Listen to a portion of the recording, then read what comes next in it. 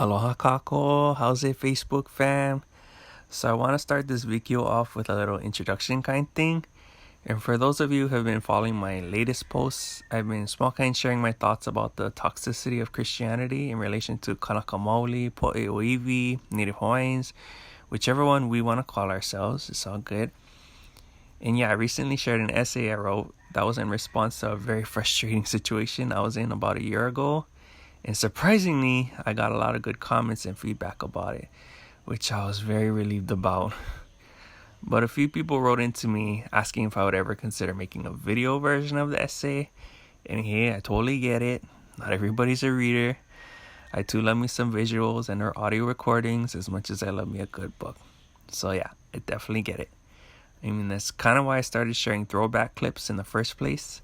Because some things just have more impact when you see them rather than read about them, you know?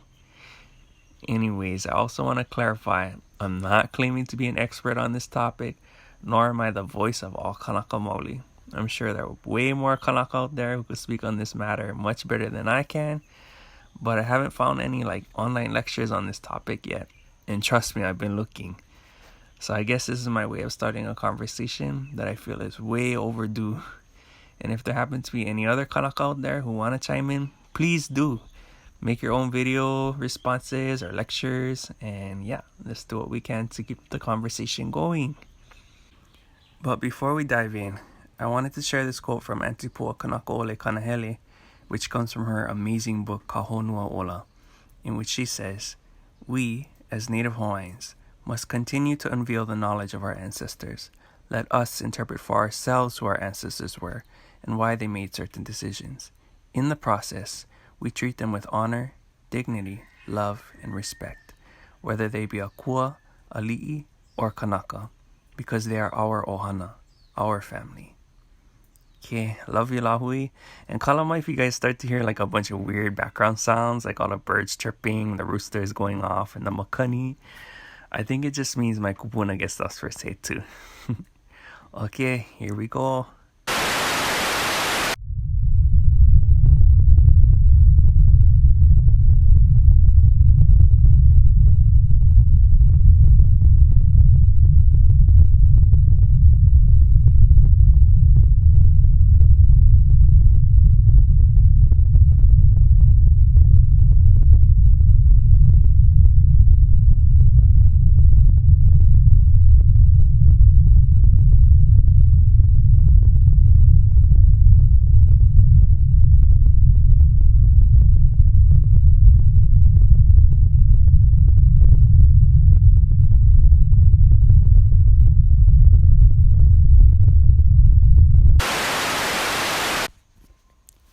This virtual essay seeks to explore the concept of Hawaiian identity and the negative impacts imposed upon it through one of the greatest tools of Western colonization, Christianity. Due to the colonization of Hawaiʻi, Kanaka Maoli are of the highest in statistics regarding incarceration, obesity, alcoholism, drug use, among numerous other issues regarding our well-being.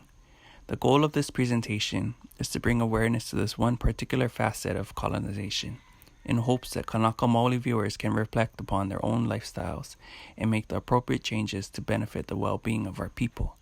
By healing ourselves as Kanaka, only then can we flourish as a lahui. E ola na mamo ahaloa. Ma hele e kahi, kawa mamua. Until the arrival of foreign missionaries in 1820, Kanaka Maoli led lives that were deeply rooted in beliefs pertaining to mo'okua hau, mea pili uhane, and most importantly, aloha aina. Haunani K. Trask writes, "My people believe that all living things had spirit, and indeed consciousness, and that the gods are many and not singular. Since the land was an ancestor, no living things could be foreign. The cosmos, like our natural world, was a universe of familial relations.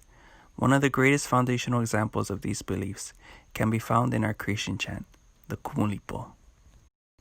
The Kumulipo, according to Nalani McDougall, is arguably the most important literary work in the Hawaiian canon and among the most significant contributions to indigenous literature. Composed during a time that predates any written documentation here in Hawaii, the Kumulipo is a 2,102-line genealogical chant that tells a mo'olelo of the Hawaiian universe. Through the Kumulipo, readers alike will find an evolutionary account of the creation of the Hawaiian universe, beginning with Po, a female energy and spiritual realm of our ancestors, which births the land, sky, sea, and each and every one of its inhabitants. I would like to pause here, fast kind, to make it clear to those of you who have chosen to listen in this far. I know a lot of folks in Hawaii often say things like Mahalo kia kua or kia kua pume oi. You can actually catch a lot of these kia kua phrases in the Duolingo app. Anyways, a lot of our people use kia kua to mean the source or the God, which is actually a very Christian thought. And according to the Kumulipo, our source is actually called Po or Kapo. Okay, so from a Kanaka perspective, we don't come from kia kua. We come from Po. That's our source's name. Get one saying, Michael Po Mai. You guys should go look him up after. It speaks volumes. Anyways, back to our scheduled presentation.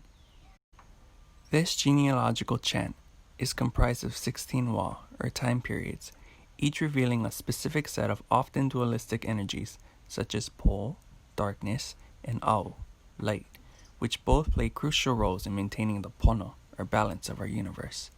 And it is from the Kumulipo that we, Kanaka, can clearly see our pilina, or connection to the universe, via mo'okuauhau, or genealogy.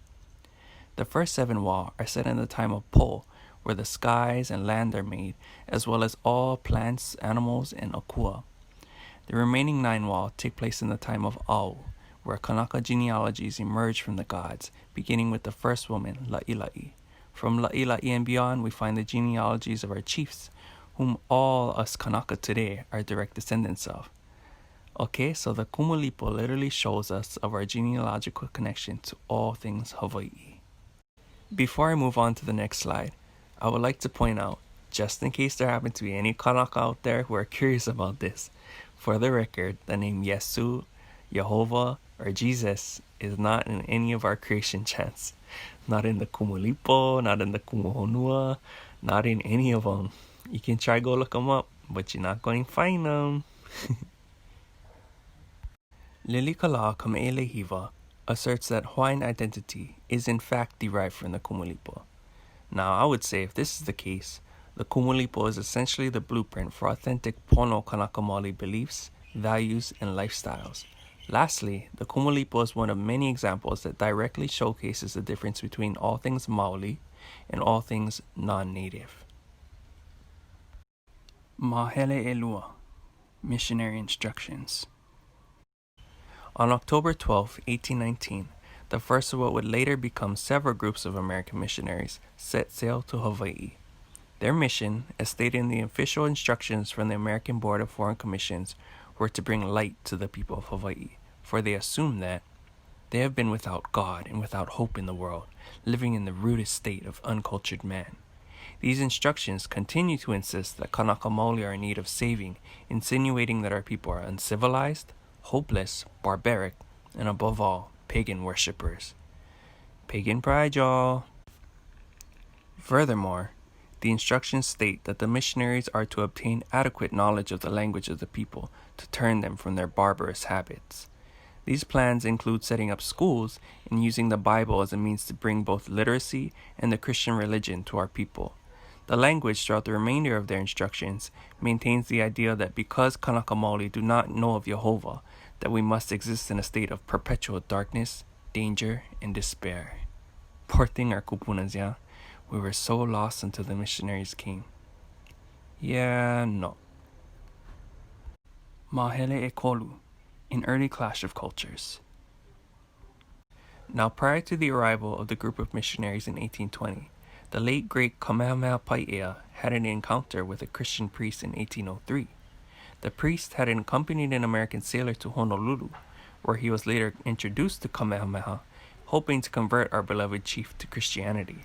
Essentially, Kamehameha allowed the Christian priest to share his mana'o about his foreign god. However, he then challenged the priest, saying, "Nani ka mai ka'i o koa? Nani ka nui kona mana? I mai nei oi he hiki o koa ke hana nā mea apau. E mālama ana koa ia o koe e ole o koe po ino a e pilikia. No lila, e o ko umana o ia oi. Inahe manau'i o koa. E pi'i oi alu no kia pu'ula. A leila, lele iho ai lalo. Ai hai e ole o mauiwi. A leila he manau'i o koa. Okay, so what had happened was Kamehameha basically challenged the priest to lele kava, or cliff dive. Kamehameha then insisted that if he, the priest, truly believed in the powers of his god, that he would be willing to dive off a cliff in his name. Kamehameha then showcased his warriors, whom all took a dive off the peaks of the cliff. The priest backed out, and he was said to have left the scene astounded and defeated. #boom. Mahele eha, Opukahaia. Shortly after the time of Kamehameha's encounter with the Christian priest, 4 young Hawaiian boys had left Hawaii aboard a foreign ship to see the sights of America. These boys included Thomas Hopu, Humehume, Kanui, and Opukahaia. Opukahaia at the time was in training to be a kahuna, as he was learning many of his family's ancient prayers and protocols from an uncle. It has been documented in the memoirs of Opukahaia that he, Opukahaia, made the choice to leave Hawaii due to his growing curiosity towards the outside world, and so that he could escape the traumas he had faced as a child. You see, around the age of 10, Opukahaia had witnessed both of his parents and siblings killed in battle. He carried the trauma, grief, and resentment of that incident with him for the rest of his life. According to Kanupepa Kuokoa, while abroad, Opukahaia and the other Hawaiian boys who had accompanied him were put into missionary schools and were eventually separated from one another. It is during his education that Opukahaia learns the English language through Christian religious teachings, specifically from reading the Bible. He also eventually obtains the skills to read and write in the English language. Many of his teachers are astounded by his strong ability to ho'opa'a, or memorize and recite passages from the Bible, to which they continuously give credit to his newfound belief in Jehovah and not his ancestral teachings. And as Opukahaia matures, he begins to cling to the Christian faith as a means to escape his identity as a Kanaka. The Haoles around him feed off of his insecurities regarding being Hawaiian. They ask him to recite some of the chants he had learned as a joke that they can all laugh about. He eventually joins in, making fun of his family's sacred teachings. Opukahaia once got up in front of a crowd of Haoles and said, "Hawaii gods, they would burn. Me go home, put them in a fire, burn them all up." To which resulted in the roars of laughter from the Haole audience.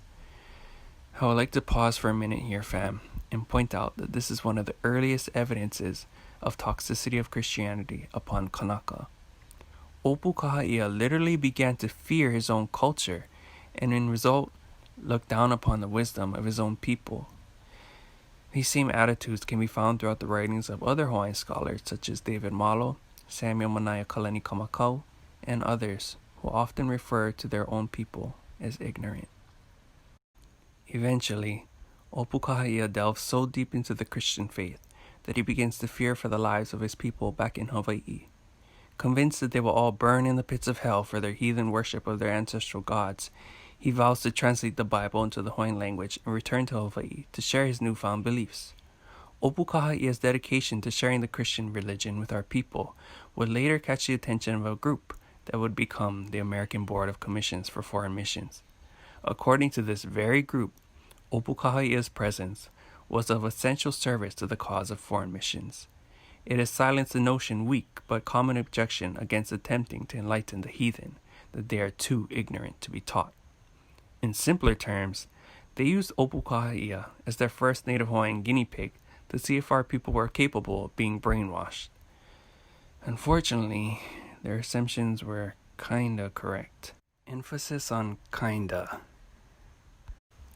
The wishes of Opukahaia regarding his own return to Hawaii were not to be fulfilled. On February 17, 1818, Opukahaia died of typhus fever. Fortunately, he died surrounded by fellow Kanaka who had also left Hawaii to explore and had found their way to him in his final days. While it is said that he died accepting Jesus Christ as his savior, he also had a private conversation Makolala Hawaii with all the Kanaka who were present. This conversation was not documented. However, it is noted that it ended in the traditional sounds of wailing. It is said that because of Opukahaia, the ABCFM was established, and 7 months following his death, the first group of missionaries were sent to Hawaii. A'ole I pau. Mahalo no ko'o ho'olohe ana mai. It's not over yet, fam. The story continues in part 2. See you guys then. Aloha.